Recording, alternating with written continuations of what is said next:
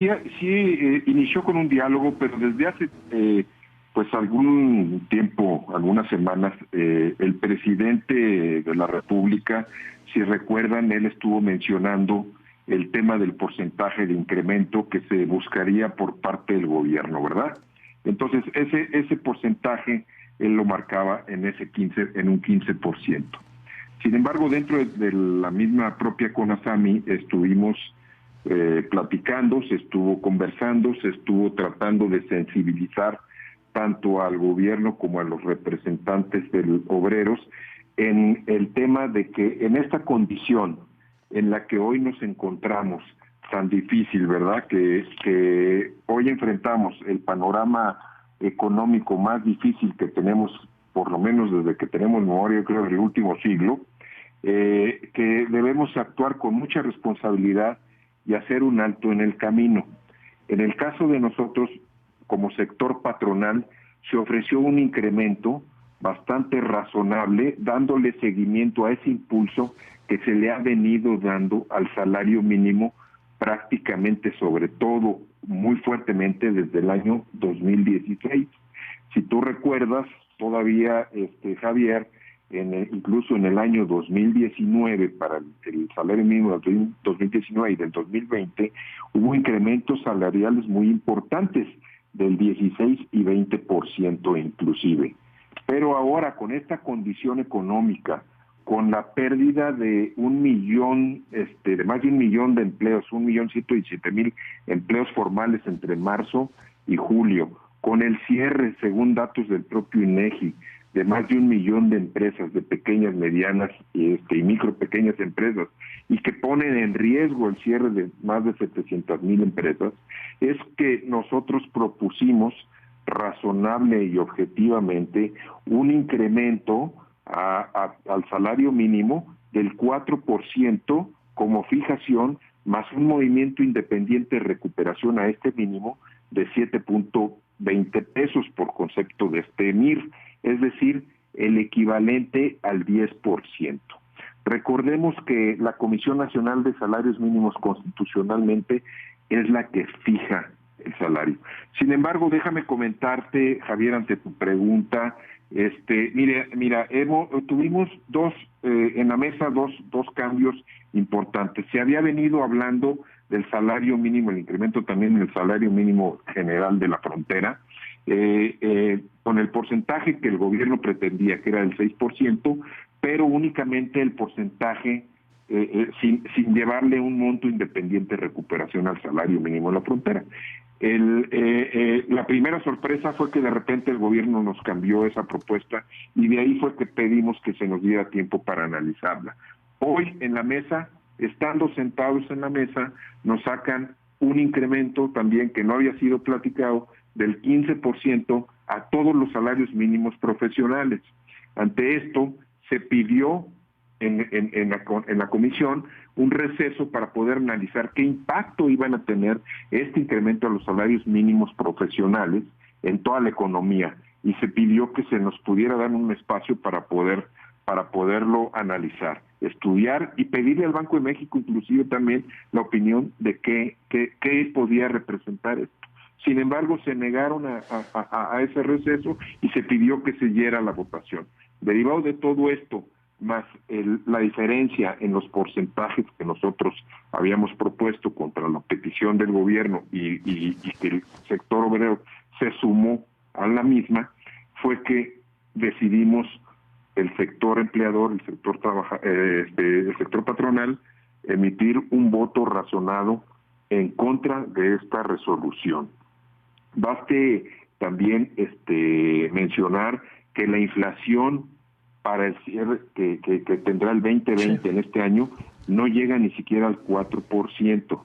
La proyectada para el año 2021 tampoco llega al 4%, inclusive será menor, de acuerdo con Banco de México, a los cierre que tenga este año. Entonces, si sobre eso nosotros estamos proponiendo prácticamente una inflación que no llega al 4%, un incremento a los mínimos del 10%, nos parece muy razonable y objetivo.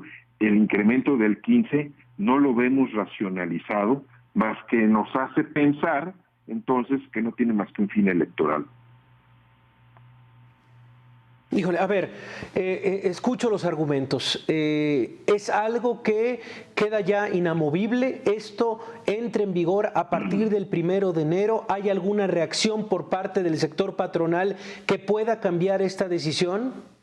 No, Javier, recordemos que la Comisión Nacional de Salarios Mínimos es un órgano tripartita donde toman las decisiones el sector obrero, el sector patronal y gobierno, que es el que tiene el voto que incide en todo caso en caso de algún empate.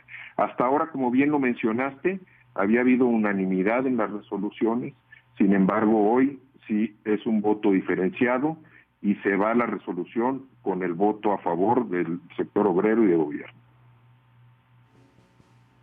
A partir Entonces, del 2021 se queda así, entrarán en vigor estos salarios que se han anunciado. ¿Esto obliga al sector patronal, obliga a la iniciativa privada a cambiar en qué? Porque si los argumentos son estamos ahorcados por lo que ha pasado este año, si los argumentos son la crisis también de la inflación, la crisis de los empleos, la crisis que hemos vivido no solo en México, sino en todo el mundo. A ver, dicen los empleadores, no podemos subir en este momento, lo que les proponemos es esto, pero va de todos modos el 15%. ¿Qué tendría que cambiar desde el lado de los empleadores? ¿O qué van a transformar? ¿Qué van a cambiar a partir de esta decisión? Bueno, mira, recordemos que en México el 98% del empleo lo proporcionan las micro, pequeñas y medianas empresas. Estas pequeñas y medianas empresas, no solamente hay algunas, inclusive, déjame comentarte, Javier, que inclusive no van a poder impactar, ya no digamos el 15%, ni siquiera el 10%, ya no pueden, en las condiciones en las que están, ni siquiera dar el incremento. Claro que ahora estamos obligados, el sector patronal completo, a cumplir esta resolución. ¿Qué se va a tener que hacer? Pues un mayor esfuerzo, se van a tener que tomar acciones que de acuerdo a las condiciones propias económicas de cada negocio, de cada empleador, tendrán que hacer los ajustes necesarios para poder cumplir con esto. ¿Qué va a representar eso? Pues quizás, como lo mencionamos, quizás el cierre de mayor empresas, quizás generar que se vayan algunos empleos de la formalidad a la informalidad, pues eso tendrá que verse cada quien en base a las posibilidades que se tengan, ¿verdad?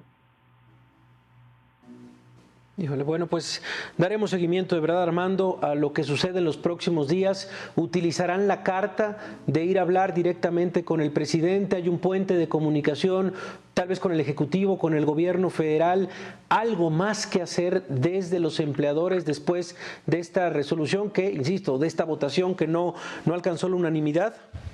Mira, Javier, como lo hemos dicho y lo hemos pedido desde marzo y desde que empezó esta crisis de la pandemia, se han estado pidiendo apoyos al gobierno federal, no para las empresas, sino para la preservación del empleo.